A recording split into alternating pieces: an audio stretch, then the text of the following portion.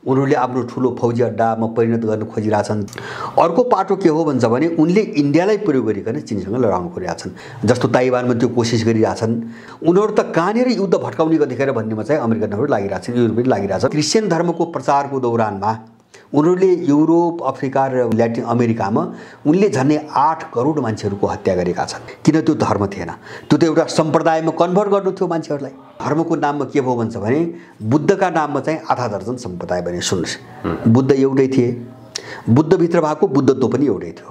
मलाई लाग्छ अहिलेको मान्छेलाई पशु भन्न पनि सकिँदैन, किन? पशु त आफ्नो अनुशासनमा छ, त्यो कर्तव्यमा छ। जे प्रकृतिले दिएको त्योभन्दा दायराभन्दा बाहिर छैन पशु। तर मान्छे धेरै तल गिर्यो। अहिलेको अपराधीले आफ्नै घरभित्र बाउले छोरो भन्दैन, छोरोले चाहिँ भाइ भन्दैन, दाइ भाइ भन्दैन।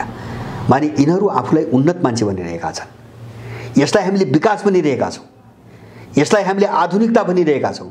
हामी गिरेर पशुभन्दा तल गइसक्यौँ।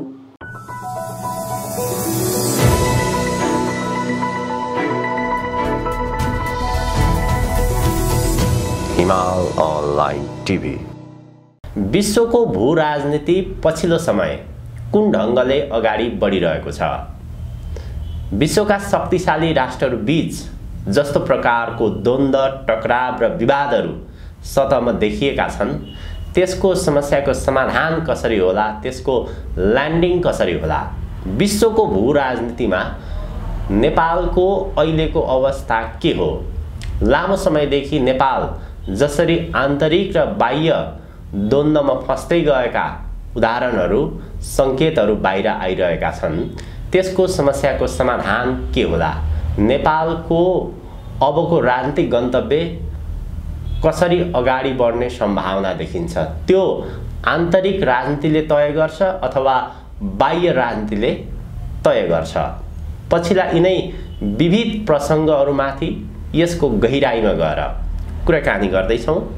राजनीतिक विश्लेषक त्रिमूल नेपालका अध्यक्ष भरत दाहालसँग।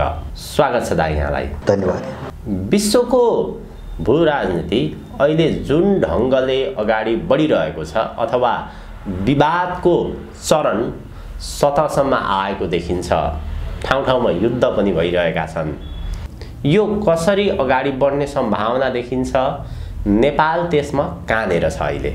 नेपालमा जे चिज विकास भइरहेको छ त्यो विश्वभरि जे चिज विकास भइरहेको छ त्यसैको प्रतिबिम्ब हो, त्यसैको चाहिँ तपाईँको छाया हो। हामीले त्यसबाट अलग्याएर नेपाल बुझ्ने कोसिस पनि गर्नु हुँदैन।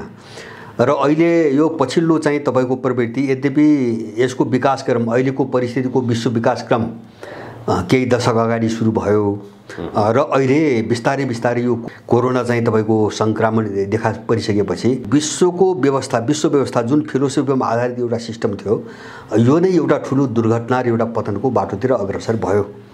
र अहिले हामीले देखिरहेका छौँ जस्तो आर्थिक क्षेत्रमा, राजनीतिक क्षेत्रमा, धार्मिक सांस्कृतिक क्षेत्रमा जसरी ठ्याक्कै विश्वमा दुईटा पोल अहिले देखिने गरी दुईटा ध्रुवहरू खडा भए र झनै झनै जीवन मरणको चाहिँ तपाईँको एउटा द्वन्द्व अगाडि बढ्यो ती शक्तिहरूका बीचमा, त्यसैको एउटा चाहिँ कडीका रूपमा नेपालको परिस्थिति अगाडि बढेको छ। र मैले के बुझ्छु भन्छ भने विश्वको समग्र परिस्थिति अहिले के हो, ट्रेन्ड के हो, मुख्य ट्रेन्ड भन्छ भने यो आधुनिकताको नाममा गएको चाहिँ तपाईँको लगभग चाहिँ 400-500 वर्ष यता जुन मूल्य मान्यताहरू विकास भए, उनीहरूको त्यो मूल्यको चाहिँ निर्णायक पतन, त्यसको विसर्जनको एउटा क्रम सुरु भयो, चरण सुरु भयो। र अब स्वाभाविक रूपमा नेपालभित्र पनि हैन, जस्तो तिनै चिजहरू जो आयात गरेर नेपाल चाहिँ चलाउन खोज्यो शासनले था, अब यो पनि चाहिँ तपाईँको अन्तिम विसर्जनको चरणतिर प्रवेश गर्यो। र नेपालको चाहिँ राजनीतिका मैले दुईटा विशेषता देख्छु। एउटा त विश्व व्यवस्थाको एउटा अङ्ग, त्यो थटको एउटा अङ्गको रूपमा त्यसको पतनसँगै यसको पतन पनि सुरु भयो। र दोस्रो हाम्रो चाहिँ तपाईँको विशेषता के हो भन्छ भने सुगौली सन्धिपछि जो चाहिँ विदेशीहरूले एउटा औपनिवेशिकता लादे, राज्य प्रणालीभित्र उनको कब्जा, उनको नियन्त्रण अगाडि बढ्यो र त्यो झाँगिँदै फैलिँदै गएर जस्तो अहिले आइपुग्दाखेरि देश नै विदेशीहरूले चलाएको हैन, यहाँका सबै दलहरू, यहाँको राज्य प्रणाली जम्मै विदेशीहरूले नै चलाएको जो चाहिँ नाङ्गो चाहिँ तस्बिर बाहिर आयो। यो दुईटै कोणबाट पनि अब यो चाहिँ विनाशकै चाहिँ चरणमा गयो। किन सुगौली सन्धिको औपनिवेशिकता पनि उत्कर्षमा पुग्यो, अब त्यो चाहिँ ओह्रालो लाग्ने क्रम सुरु भयो, विस्फोटको चरण सुरु भयो। अब विश्वको एउटा अङ्गको रूपमा यो थर्डको एउटा अङ्गको रूपमा नेपालमा जुन चाहिँ अभ्यास गरियो अब त्यो विश्वभरिबाट त्यसको पतनको क्रमसँगै यहाँ पनि त्यसको पतन सुरु भयो। त्यसकारणले मेरो आफ्नो चाहिँ तपाईँको बुझाइ के हो भन्छ भने हामी एउटा ठुलो उथलपुथल एउटा युगान्तकारी चाहिँको परिवर्तनको मोडमा हामी चाहिँ आइपुगेका छौँ, त्यो आन्तरिक रूपमा र बाह्य रूपमा दुवै कोणबाट हैन। यसले एउटा युग नै चाहिँ तपाईँको समाप्त पार्छ हैन। यो सामान्य चाहिँ सत्ता परिवर्तन अथवा चाहिँ एउटै सोच एउटै फिलोसफीभित्र सिस्टमहरू हुन्छन् नि, त्यो सिस्टमको परिवर्तन मात्रै होइन कि जुन यिनी सिस्टमहरू जे चिजमा आधारित थिए, जुन दर्शनमा जुन चिन्तनमा आधारित थिए, अब त्यो सबै जग्गाबाट हल्लियो अब विश्वभरि। त्यसकारणले एउटा ठुलो उथलपुथल र युगान्तकारी परिवर्तनको एउटा मोडमा हामी आइपुगेका छौँ र नेपाल अब त्यो दिशामा गइसकेको छ, अगाडि बढिसकेको छ। र मलाई लाग्छ यो चरण पनि हामीले जो मैले सुगौली सन्धि भने नि 205 वर्षको जो इतिहास हो यो इतिहास सदाको निम्ति अन्त हुने एउटा प्रक्रियातिर गएको छ र उनीहरूलाई अब चीनसँग चाहिँ तपाईँको आर्थिक र व्यापारिक प्रतिस्पर्धा हो हैन, तर उनको सबभन्दा ठुलो खतरा रुस नै हो हैन। हतियार प्राविधिक रूपमा अहिले पनि ठुलो खतरा रुस नै हो र विज्ञानको विकासमा पनि ठुलो समस्या रुस नै हो। त्यसकारणले उनीहरूले आफ्नो प्रभाव भएको ठाउँमा कहीँ पनि रुसको उपस्थिति उनीहरू चाहन्नन् हैन। जहाँ चाहिँ रुस उपस्थित भएको छ त्यहाँ उनीहरू असफल भएका छन्, भागेका छन्। अहिले जस्तो त्यही इन्डियाकै कुरा पनि गरिरहेका छौँ, जस्तो अब चीनका विरुद्धमा किन युद्ध गराउन सकिरहेको छैन अमेरिकाले त भन्छ भने अब इन्डियनहरूमाथि रुसको ठुलो लगाम छ हैन। त्यो लगामभन्दा बाहिर इन्डिया जान सक्ने अवस्था छैन। र नेपालमा कुरो के हो भन्छ भने मैले भने नि 3 वर्ष अघि मैले रुसी राजदूतको एउटा अन्तर्वार्ता पढेको थिएँ यही नेपालमै। उनले के भनेका थियो, खुला रूपमा असन्तुष्टि कसरी देखाए भन्छ भने हामीले नेपालको हाइड्रोमा लगानी गर्नको निम्ति धेरै प्रस्ताव गऱ्यौँ सरकार समक्ष, हाम्रो रुचि छ हाइड्रोमा लगानी गर्ने, तर नेपाल सरकारले हाम्रो कुरो सुने नसुने गर्यो, कुनै पनि वास्ता गरेन, वर्षौँसम्म कुनै पनि वास्ता गरेन भनेर चाहिँ उनले एउटा अन्तर्वार्ता दिएका मैले पढेको थिएँ। त्यो यथार्थ हो। किन भन्छ भने उनले त सार्वजनिक रूपमा नेपाललाई एउटा चेतावनी दिएर तिम्रो कसैको योजनामा हामीलाई चाहिँ मिनिमाइज गर्न खोजिरहेछौ, उपेक्षा गर्न खोजिरहेछौ कसैको निर्देशनमा भन्न उनले प्रष्ट रूपमा बोलेको हो। त्यो त अब नेपाललाई अमेरिकनहरूले युरोपियनहरूले के बनाउन खोजिरहेछन् त्यो त दशकौँदेखि उनी हेरिरहेछन्। त्यसकारणले अब एकातिर नेपाललाई चाहिँ पुरै समाप्तै पारेर उनीहरूले आफ्नो ठुलो फौजी अड्डामा परिणत गर्न खोजिरहेछन्, त्यो दुनियाँले सबै बुझेको छ। अर्को पाटो के हो भन्छ भने उनले इन्डियालाई प्रयोग गरिकन चीनसँग लडाउन खोजिरहेछन्। यो दुईटै चेक चाहिँ रुसले गर्न खोजिरहेछ। सुन्नुहोस् है, यो क्षेत्रमा अलिकति सम्बन्ध बढाएर अथवा भोलि होला तनाव चर्किँदै गयो भने उसको उपस्थिति कहीँ हुन पनि सक्छ। त्यसकारणले गर्दाखेरि अब इन्डियामा चाहिँ उनको चलखेल पनि नियन्त्रण गर्ने र नेपालभित्र पनि उनको चलखेल नियन्त्रण गर्ने अब त्यो सोचाइ रुसीहरूको परिदेखिको छ।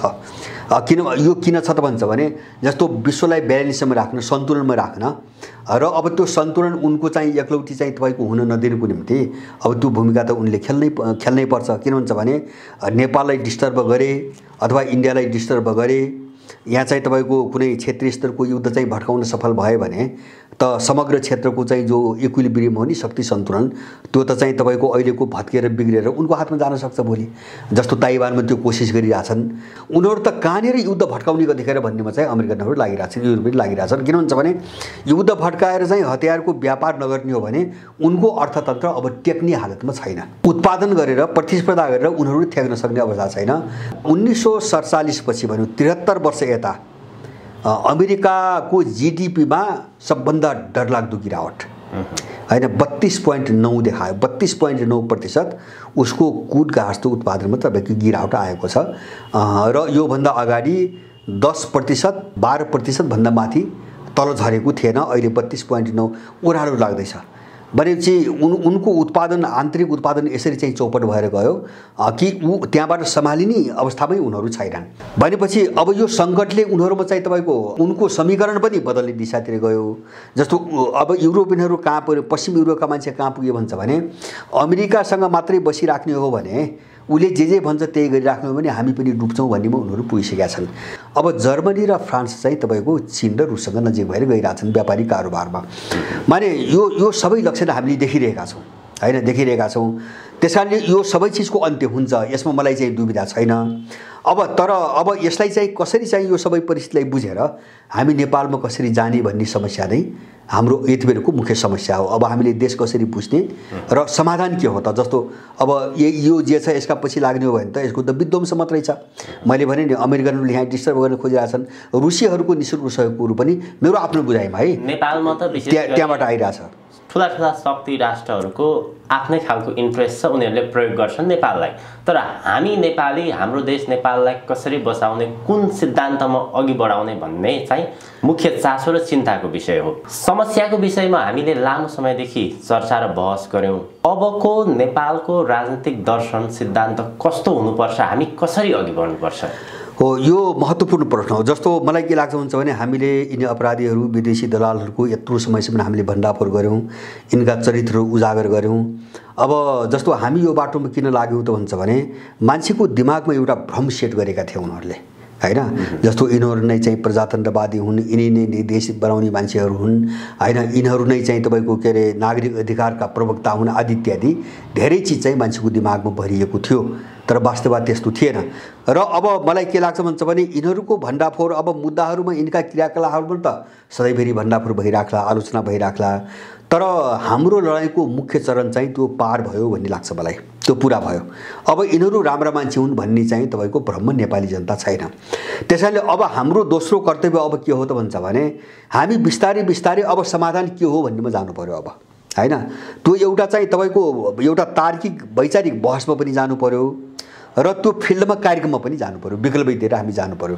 अब यो चिज अगाडि बढाउन सक्यौँ भने मलाई लाग्छ, मैले अघि नै भने नि, यिनको पतनको चाहिँ ट्रेन्ड रफ्तार, होइन, यिनको विनाशको रफ्तार र अब यिनका विरुद्धमा जो शक्ति उदाइरहेछ विश्वभरि नै, नेपालमा पनि उनको चाहिँ तपाईँको उदाउँदो एउटा चाहिँ उत्थानको जो चाहिँ एउटा प्रवृत्ति छ नि, यसलाई समातिकन अब हामी चाहिँ अलिकति गहिरिएर चाहिँ जान आवश्यक देख्छु मैले। र मलाई के लाग्छ भन्छ भने तपाईँले उठाए जस्तो यहाँ बाहिर मान्छेहरू अहिले पनि धेरै मान्छेहरू दिग्भ्रमित छन्। जस्तो यो व्यवस्था खराब हो, यो व्यक्तिहरू खराब हुन्, हैन, यिनी दलहरू खराब हुन् भन्ने ठाउँमा मान्छे एकमत भयो, हैन, एकमत भएर आयो। त्यही भएर सायद यो मनोविज्ञान देखेर होला यो परिस्थिति त उनीहरूले पनि देखिरहेछन्। त्यही भएर उनीहरूले फेरि मान्छेलाई घुमाउन के गरिरहेछन् भन्छ भने एकदम गलत खालको चाहिँ बहसमा चाहिँ पार्टीहरूलाई चाहिँ घुमाउन खोजिरहेछन्। जस्तो 7 सालदेखि हामी देख्यौँ नि, हामी त्यहाँ फस्न हुँदैन। अब मैले जोड दिन खोजेको 7 सालदेखि हामी कहाँ फस्यौँ भन्छ भने कहिले विकल्प काङ्ग्रेस हो भन्यौँ, कहिले विकल्प चाहिँ त्यसको एमाले हो भन्यौँ, कहिले चाहिँ माओवादी हो भन्यौँ, अथवा चाहिँ कहिले के भन्यौँ, हैन? अब हामी चाहिँ यही अपराधी र दलाल वृत्तभित्र यसको विकल्प यो हो भन्नेमा गयौँ, हामीले त्यहाँ फसायौँ नि, त्यहाँ घुमाइराखे। तर विकल्प यिनी कोही पनि थिएनन्, समाधानको दिशामा विकल्प यिनी कोही पनि थिएनन्। अब त्यो विकल्प एउटाको सट्टा अर्को विकल्प चाहिँ विदेशीले किन प्रस्तुत गर्न लगायो भन्छ भने त्यो त माने एक ठाउँबाट भट्किएको मान्छेलाई त अर्को ठाउँमा लगेर त तुल्नु पर्यो, हैन? त्यो मान्छे ठिक बाटोमा गयो भने त उसलाई त समस्या हुन्छ भोलि। त्यसकारणले चाहिँ तपाईँको उही के अरे तावाबाट उफ्रेको मासु भुङ्रामा भन्छन् नि, हो त्यही हालत भयो हाम्रो।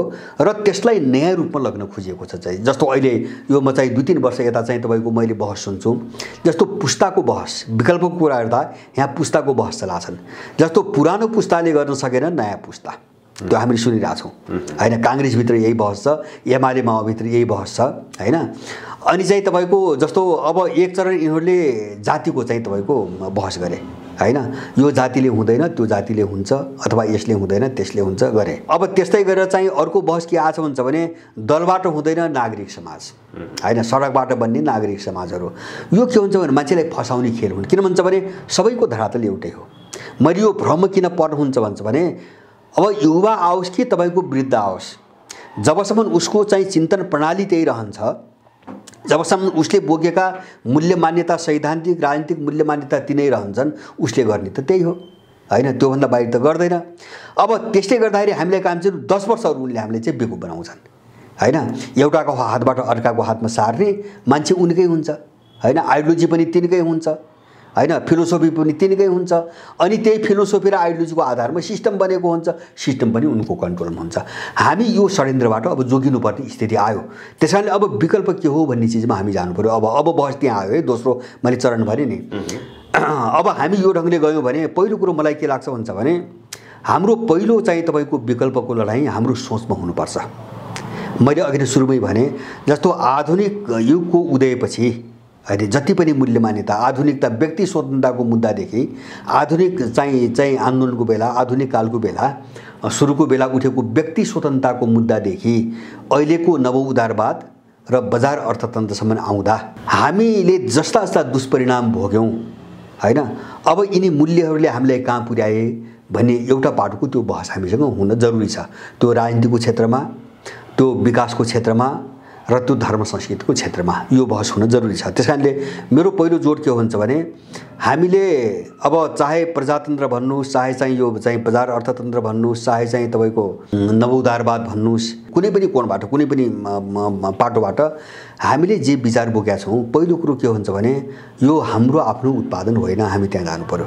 यो सबै आयातित छ। किन भन्छ भने हामीले औकात गरेको कुनै पनि विचार नेपालको माटो र नेपालको चाहिँ तपाईको नागरिकलाई हेरिकन डेभलप भएको होइन, विकास भएको होइन, यो अन्तर्गतै विकास भएको हो। पहिले हामी यो निष्कर्षमा पुग्नु पर्यो हैन।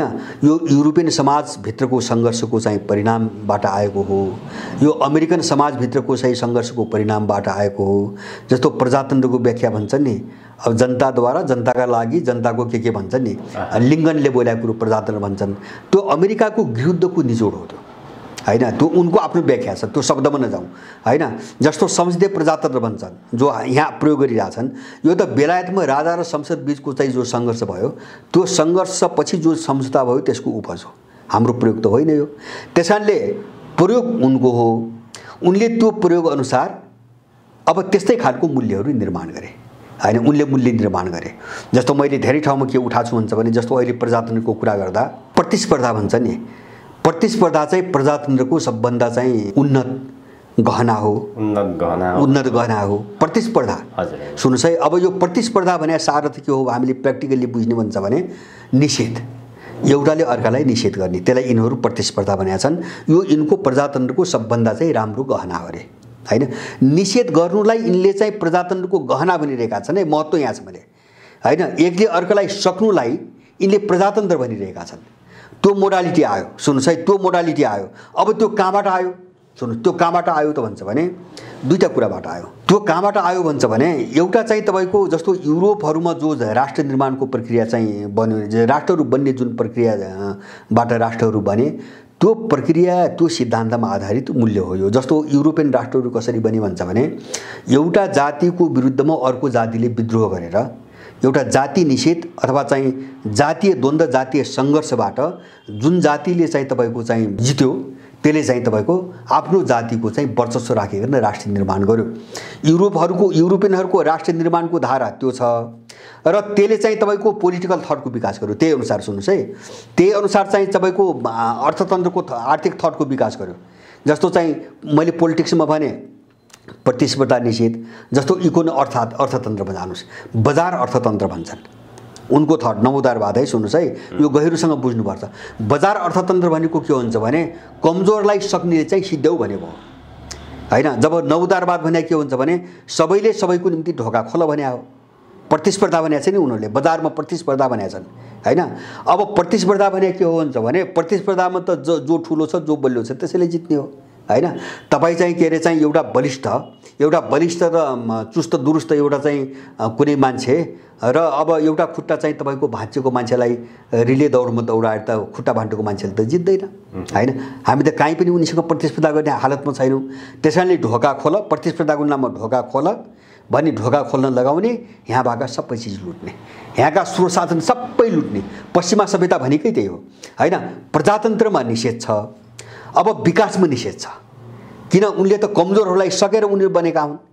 उनको वैभव त दोसाई अफ्रिका, ल्याटिन अमेरिका, एसियाका कमजोर देशहरू छन् जहाँ स्रोत साधन छ, त्यसलाई बर्बाद पारिकन यिनको सम्पत्ति जुटेको हो।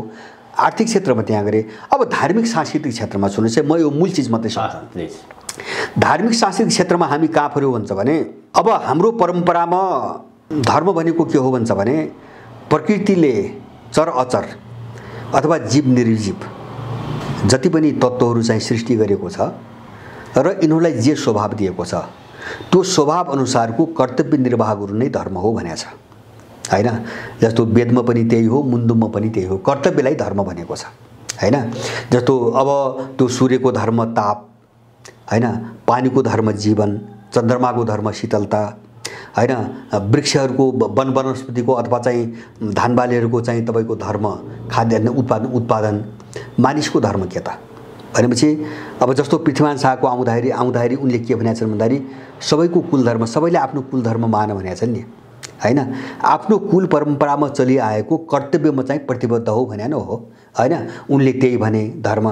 त्यसलाई हामीले हाम्रो सभ्यताको धर्म भने के हो भन्छ भने तपाईँ मान्छे हुनुहुन्छ, तपाईँले समाज बनाएर बस्नु भएको छ। त्यसकारणले गर्दाखेरि मान्छेलाई सामाजिक मान्छे भनिन्छ। मान्छे मात्रै होइन, मान्छे सामाजिक मान्छे हो, हैन। समग्र विश्वको कुरा गर्दा, अब कुनै एउटा देशभित्र कुरा गर्दा मान्छे नागरिक मान्छे हो, कुनै देशको नागरिकता लिएको हुन्छ। यो सामान्य प्राणी मात्रै होइन। अब समाजभित्र बस्नु भएको छ भने तपाईँको मुख्य धर्म त मानवता हो नि, तपाईँको मूल धर्म मानवता हो, हैन। किन तपाईँ सोसाइटी बनाएर बस्नुभएको छ, समाजभित्र बस्नुभएको छ। त्यसकारणले गर्दाखेरि अब अरू सबैको हित कसरी चाहने भने तपाईँको एउटा सामाजिक धर्म भयो। अब परिवारभित्र तपाईँको कुरा गर्दाखेरि छोराछोरीप्रति तपाईँको आफ्नो धर्म छ, छोराछोरीको बाबुआमाप्रति आफ्नो धर्म छ, हैन। छिमेकीप्रति अर्को छिमेकीको धर्म छ, कर्तव्य, हैन। कसरी चाहिँ सबैको भलाइको, अर्काको पनि भलाइको निम्ति काम गर्ने भन्ने त्यो जो उपदेश दिए अर्ती दिए नि हाम्रो पूर्वीय सभ्यतामा वेदमा त्यही लेखिएको छ, त्यसलाई चाहिँ धर्म भन्यो। अब हामी कहाँ फस्यौँ त भन्छ भने हामी पश्चिमी सभ्यता जब बलवान भएर आयो नि उनीहरूले धर्मलाई रिलिजन भन्छ। सुन्नुहोस् है, रिलिजनको हाम्रो शब्दमा चाहिँ रिलिजनको चाहिँ तपाईँको अर्थ धर्म हुँदैन। अब उनले सुन्नुहोस्, उनले चाहिँ उनको धर्म भन्ने शब्दको उनको अङ्ग्रेजी शब्द छैन। जस्तो मैले जो धर्म भने नि हाम्रो वेदमै भनेको जो व्याख्या भने नि मैले, अब त्यो धर्म भन्ने चिजको चाहिँ तपाईँको अङ्ग्रेजी शब्द उनीहरूसँग छैन। उनले रिलिजनलाई धर्म भने। अब रिलिजनलाई कसरी व्याख्या गरेको छ भन्छ भने जस्तो अहिले अङ्ग्रेजी साहित्यमा सबैभन्दा भरपर्दो शब्दकोश भने अक्सफोर्ड डिक्सनरी तपाईँ हेर्नुहोस्, उसले के भन्छ भने सुपरम्यानको वर्शिप हो, पूजा हो भन्छ।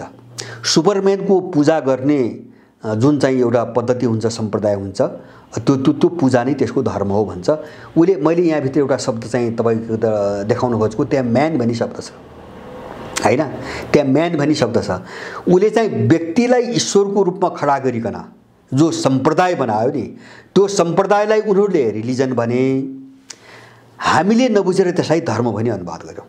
हामी त्यहाँ फस्यौँ पहिलो कुरा है। अनि के भयो भन्छ भने जस्तो धर्म जब सनातन हुन्छ, जस्तो तपाईँले के कर्तव्य गर्ने के नगर्ने त्यो कसैले पढाउनु पर्ने कुरा हो र, हैन। तपाईँको कर्तव्य त तपाईँ बुझ्नुहुन्छ नि त। एउटा समाजमा आइसकेपछि मेरो ड्युटी के हो, हैन। जस्तो परिवारप्रति, समाजप्रति, देशप्रति मेरो ड्युटी के हो, मेरो कर्तव्य के हो, त्यो त तपाईँलाई त थाहा छ। यो त हजारौँ वर्षदेखि चल्दै आएको हो। त्यसैले यसलाई सनातन, त्यसैले धर्मलाई सनातन भनिन्छ। धर्मलाई सनातन भन्ने काल के हुन्छ भने यो कर्तव्यको कुरा कसैले कसैलाई सिकाएको होइन। यो अनादि अनन्त छ, हैन। न यसको सुरुवात कसैले गर्यो, न त्यो कसैलाई जानकारी छ, न यसको अन्त्य हुन्छ। किन कर्तव्य त कहिले अन्त्य हुँदैन त, त्यो सबै निर्वाह गर्ने चिज हो। अब हामीले सम्प्रदायलाई, रिलिजनलाई जब धर्म भन्यौँ नि हामी कहाँ फस्यौँ त भन्छ भने व्यक्तिको नाममा बनाइएका लेखेका साहित्यहरूलाई हामीले धर्म थाल्यो भने विभाजन उनले ल्याए। किन उनको सभ्यता त्यही हो।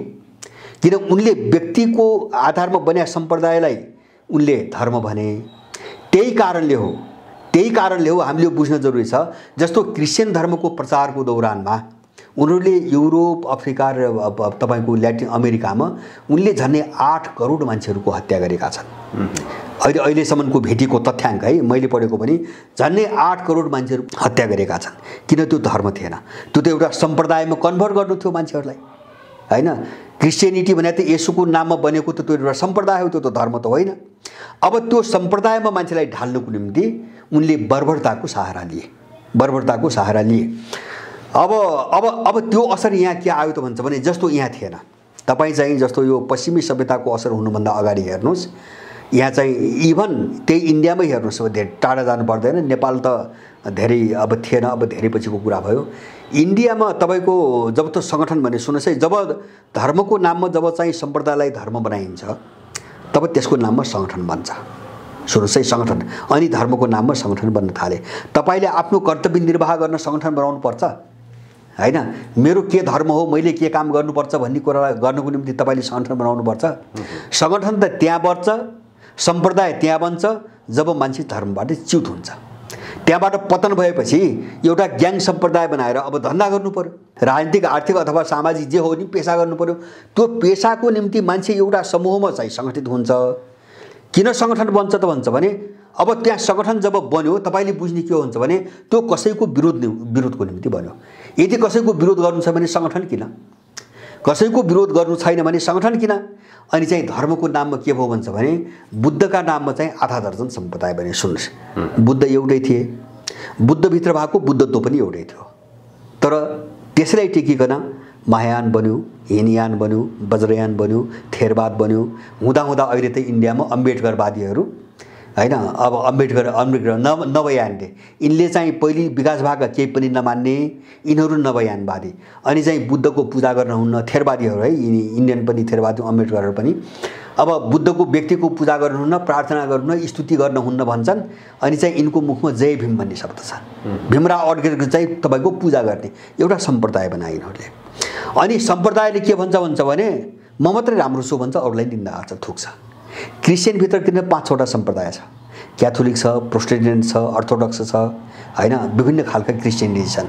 अब नेपालमै इन्डियाको छोडिदिनुहोस्, नेपालमा 4वटा विश्व हिन्दू महासङ्घ हैन, विश्व हिन्दू महापरिषद सङ्गठन छन्। एकले अर्कोलाई मान्छे गन्दैन, अधर्मी भन्छ मानु, यिनी मात्रै धार्मिक हुन्। माने यस्तो पतन, जो पतनको चाहिँ त बाटो हो नि, हामीले त्यसलाई धर्म भनी रोज्यौँ र त्यसकारण मान्छे धर्मबाट। अब हामी कहाँ तेस्रो समस्या पनि देखेको, जस्तो मान्छे अहिले चाहिँ अनैतिक, तपाईँ समाजमा हेर्नुहुन्छ नि।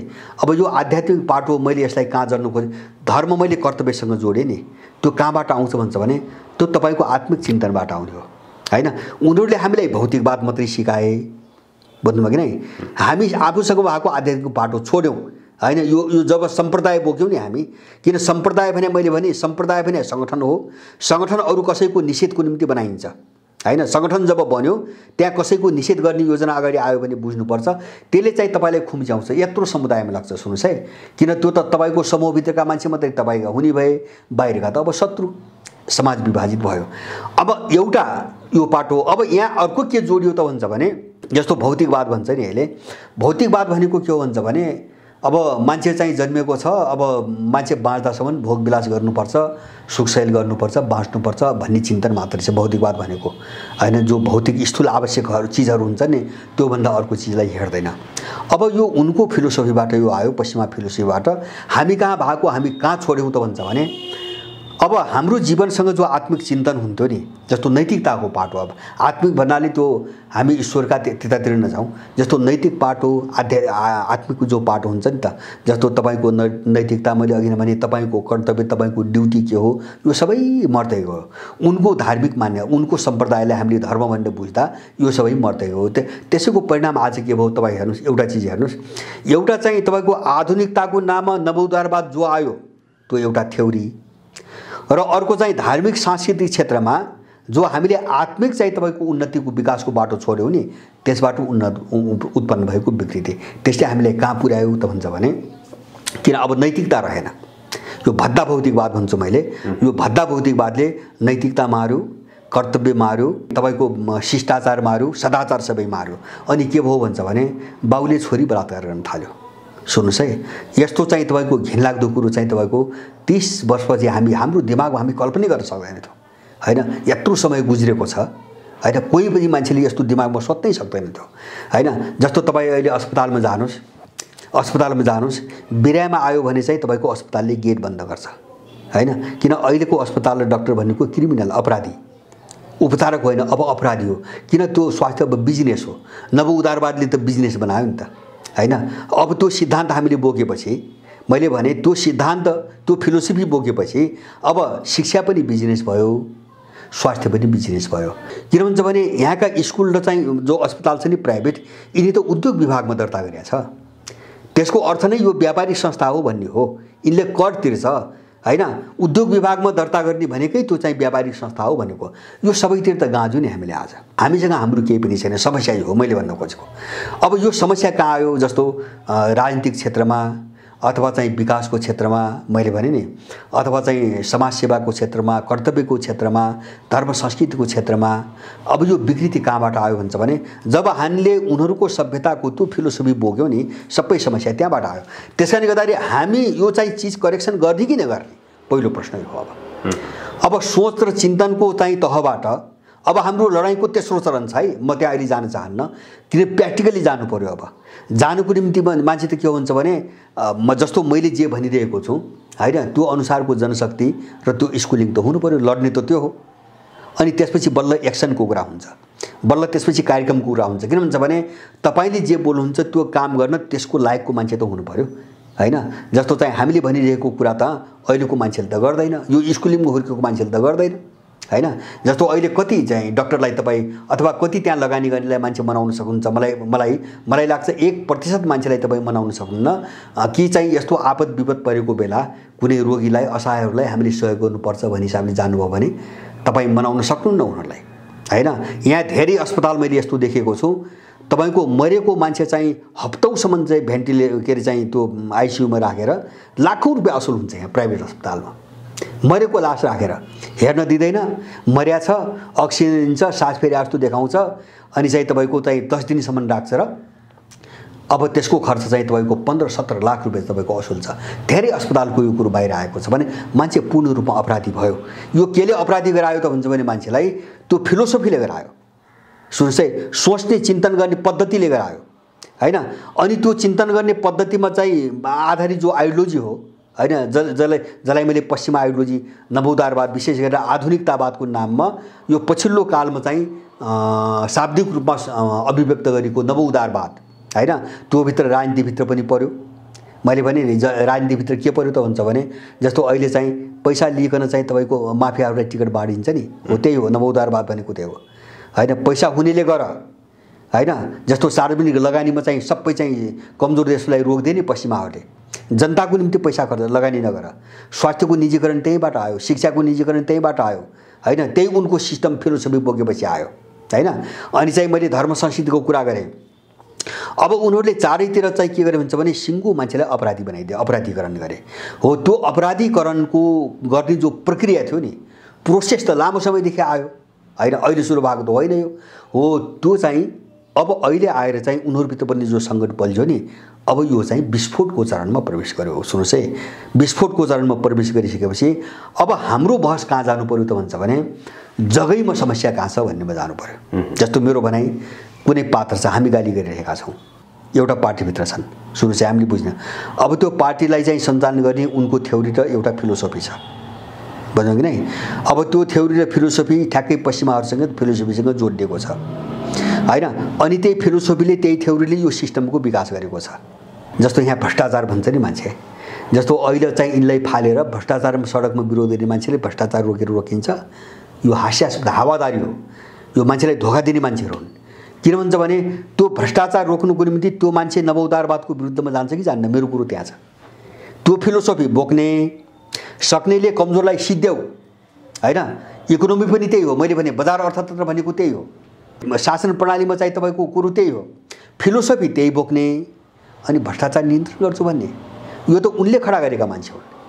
किन अहिलेका एक्सपोज भएका भ्रष्टाचारीहरूबाट मान्छे फुत्कियो भने फेरि कहाँ लगेर ढडियामा फसाउने, त्यो उनले चाहिँ राखेका छन् ढडिया ठाउँ ठाउँ, 2-4वटा 5-7वटा ढडिया थापेका छन्। त्यसैले मेरो भनाइ के हुन्छ भने यी मान्छेहरू आधुनिकतावाद र नवोदारवादको नाममा जे विकृति आयो नि हैन, यसलाई परित्याग गर्न तयार छन् कि छैनन् र देशलाई, मान्छेलाई र समाजलाई एउटा नयाँ कोणबाट, नयाँ सिराबाट र वास्तविक सिराबाट हाम्रो जो सभ्यता हो, हाम्रो जो परम्परा हो, त्यो कोणबाट सोच्न तयार छ कि छैनन् हैन। मेरो बहस त्यहाँ हो सबैसँग। अब यदि त्यो बाटोमा गइँदैन भने यो सब बेकार हो। यो हामी कहाँ पुग्छौँ भन्छ भने मैले सुरुमै भने काङ्ग्रेसको विकल्प खोज एमाले, एमालेको विकल्प खोज माओवादी, माओवादीको विकल्प खोज राप्रपा, राप्रपाको विकल्प खोज के अरे मधेसवादी, अथवा त्यसको विकल्प खोज्छ अर्को। हामी त्यसरी घुमिराख्ने भयो। उनले एउटा सर्कल बनाइरहेको छ, गोलचक्कर। हामी जहाँबाट सुरु गर्छौँ नि हिँड्न, यसको लडाइँ गर्न हामी जहाँबाट सुरु गर्छौँ घुम्दै त्यही बिन्दुमा आइपुग्छौँ हामी। त्योभन्दा बाहिर हामी निस्कनै सकेनौँ। यही हो चक्रव्यूह। उनले खडा गरेको चक्रव्यूह यही हो। यो चक्रव्यूह तोड्ने कि नतोड्ने अब दोस्रो चरणको लडाइँ यहाँ हो। यहाँ चाहिँ अलिकति घनीभूत ढङ्गले छलफल हुनुपर्छ भन्ने चाहिँ मेरो चाहिँ आफ्नो राय छ। यदि हाम्रो यो बाटोमा जाँदैन भने यो सब बेकार छ। त्यहाँ अब नेपालको सन्दर्भमा कङ्क्रिट कुरा गर्दा मैले चाहिँ बारम्बार उठाएको छु, हाम्रा मुद्दा तीनटा छन् मूल समस्या। यो सबै चिजलाई समेट्ने हाम्रा मूलभूत रूपमा तीनटा मुद्दाहरू छन् समस्या। एउटा चाहिँ सुगौली सन्धिले सिर्जना गरेको समस्या जो गुलामीको समस्या हो हैन, वैदेशिक गुलामीको समस्या हो। त्यसकारणले हामीले सुगौली सन्धि पछि सुरु भएको युगको अन्त्य नगरिकन, यो भनेको सुगौली सन्धि पछि जुन मूल्य मान्यताहरू लादिए, जस्ता राज्य प्रणालीभित्र जस्ता मेकानिजमहरू बनाइए, सिस्टमहरू बनाइए, मेसिनरीहरू बनाइए, यो सबैको अन्त्य गरेर हामी बाहिर गएर योभन्दा बाहिर गएर अब आफ्नै सारा नेटवर्किङ सुरु गर्नुपर्छ भन्ने ठाउँमा हामी गएनौँ भने नम्बर 1। दोस्रो चिज हामीले धेरै चिज मैले भने नि आर्थिक, राजनीतिक, सामाजिक, सांस्कृतिक, धार्मिक सबै क्षेत्रको मैले कुरा गरेँ। यो जो बाँधे उनीहरूले हैन, जो गलत चिज सिकाए, सम्प्रदायलाई धर्म भन्ने सिकाए हैन, अब कमजोरले बरियालाई सिद्ध्याउनेलाई चाहिँ अर्थतन्त्र भन्ने सिकाए, बजार इकोनोमी भन्ने सिकाए, अनैतिकता बिजनेसलाई चाहिँ यिनले सामाजिक सेवा भन्ने सिकाए हैन, जस्तो शिक्षा क्षेत्रको कुरा अरे। अब यो सबै हामीले जे गुमायौँ, हाम्रो पन जे थियो, हामीसँग जे थियो नि हैन, जस्तो चाहिँ धेरै पहिले हामी जसरी सोध्थ्यौँ, कमसेकम जे सोध्थ्यौँ त्यो राम्रो नराम्रो दुवै होला, मैले त्यो भन्न खोजेको होइन, तर हामीले त आफ्नो खुट्टामा उभिएर सोध्थ्यौँ। हाम्रो दिमागमा त विशेष चिज त थिएन नि त हैन। हामीले चाहिँ आफ्नो छिमेक हेरेर कुरा गर्थ्यौँ, हामीले आफ्नो देश हेरिकन कुरा गर्थ्यौँ, हामीले आफ्नो परिवार हेरिकन कुरा गर्थ्यौँ, हामीले सबैको भलाइ हेरिकन कुरा गर्थ्यौँ। तपाईको 40 वर्ष अगाडि मेरै आँखाले देखेको, यिनीहरूले यहाँ सामन्तवाद भन्छन् अहिलेका अपराधीहरूले, यिनी सामन्तीको स्तरमा कहिल्यै नपुग्ने अपराधीहरू, जसलाई हामी सामन्ती भन्छौँ नि, सामन्तीको स्तरमा कहिल्यै नपुग्ने अपराधीहरूले सामन्तवाद भन्छ। तर त्यो बेलाका सामन्तहरूले के गर्थे भन्छ भने बाटोघाटो थिएन, यातायात थिएन, मान्छे घन्टौँ हिँड्नु पर्थ्यो। जस्तो सदरमुकाम, मेरै घरबाट सदरमुकाम जानुको निम्ति म 3 घन्टा हिँड्नु पर्थ्यो, गर्मीको टाइम हैन, त्यस बेला त औलो हुन्थ्यो तराईतिर। अनि तिनी सामन्त ठुल्ठुला जमिनदारले बाटोघाटोमा चाहिँ 15 लिटर, 20 लिटर, 50 लिटर, 100 लिटर तपाईँको पानी अट्ने चाहिँ माटाका चाहिँ गाग्रीहरू जमिन मुनि गाडेर राखिदिन्थे। त्यहाँ एउटा काम गर्ने आफ्नो मान्छे चाहिँ राख्थे, आफ्नो खर्चमा, आफ्नो कमैया जस्तो हुन्थ्यो राख्थे। त्यहाँ भरि पानी भर्न लगाउँथे टाढाबाट, अनि बटुवाहरूले त्यो पानी खान्थे। त्यो भावना थियो सामन्तहरूमा। अहिलेको कुन अपराधी, अहिलेको मैले भने नि, अहिलेको अपराधीले आफ्नै घरभित्र बाउले छोरो भन्दैन, छोरोले चाहिँ भाइ भन्दैन, दाइ भाइ भन्दैन।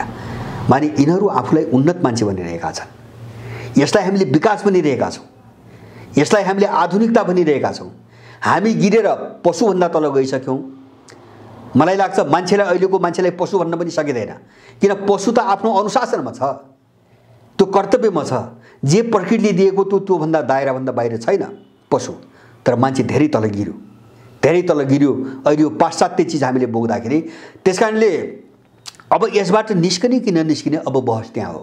अब दोस्रो चरणको लडाइँ त्यो हो। हामी यसबाट निस्कन सक्यौँ भने, मैले भने त्यसो दोस्रो कुरा पुनर्जागरण आन्दोलन। हामीभित्र जे समस्या छ नि, अब हामी पुनर्जागृत हौँ र हामी जे थियौँ हामी त्यहाँ उभियौँ पहिले। त्यसले मात्रै बल्ल हामीलाई ठिक ढङ्गले सोच्न सुरु गर्छ। सोच्न त चाहियो नि त, सोच्नुको निम्ति पहिले त आफू त ठिक हुनु पर्यो।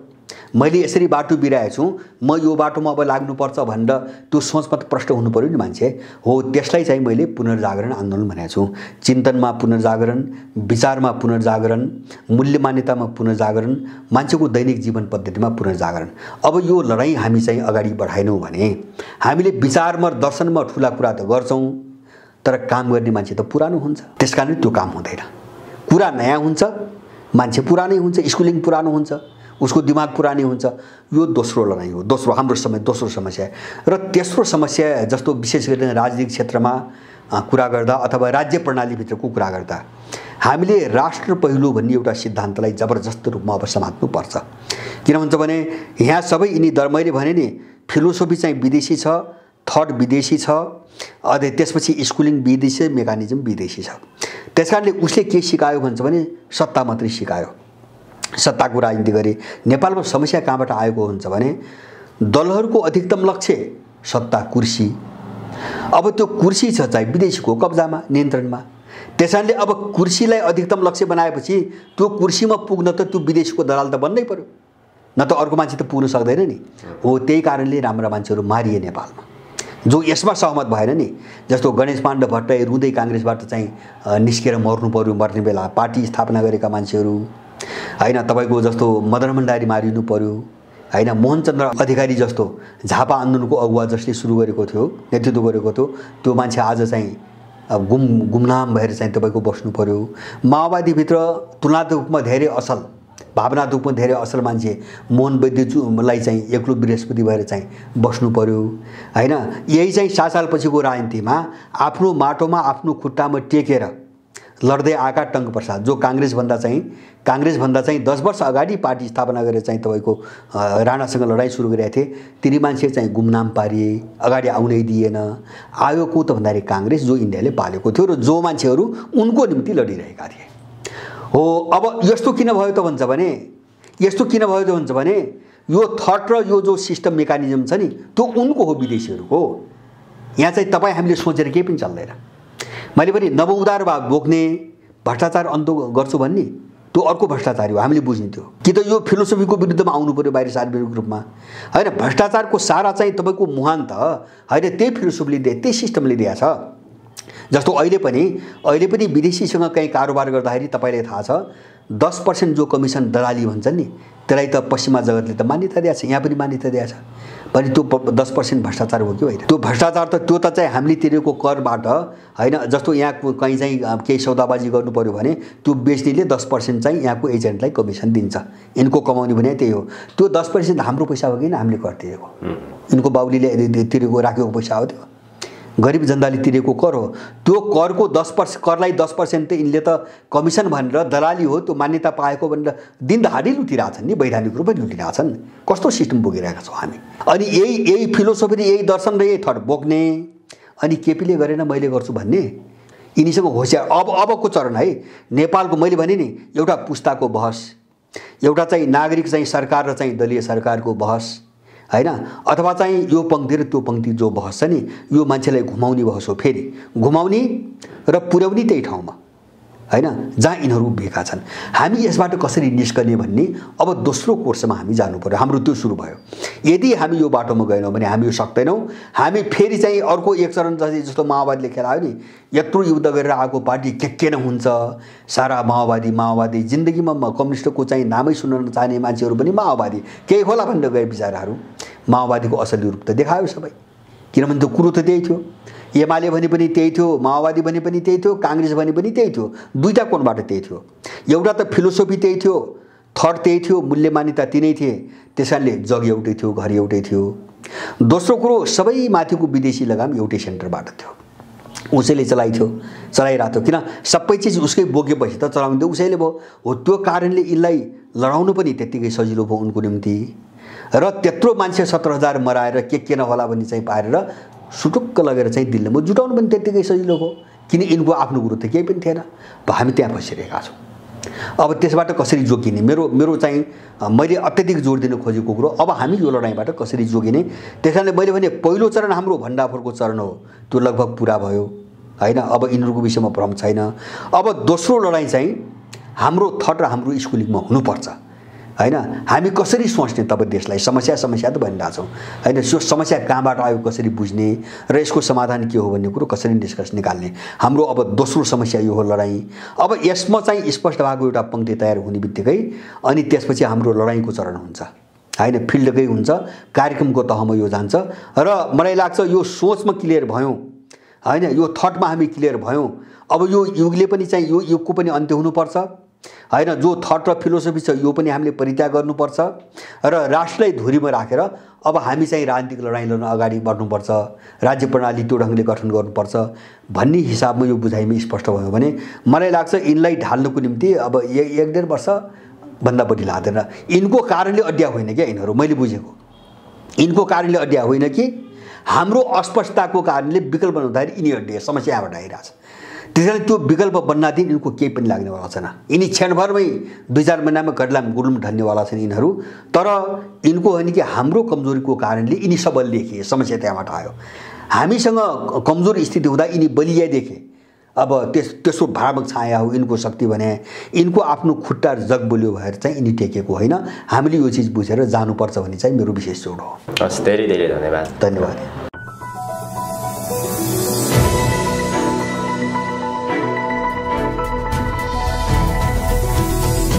हिमाल अनलाइन टिभी।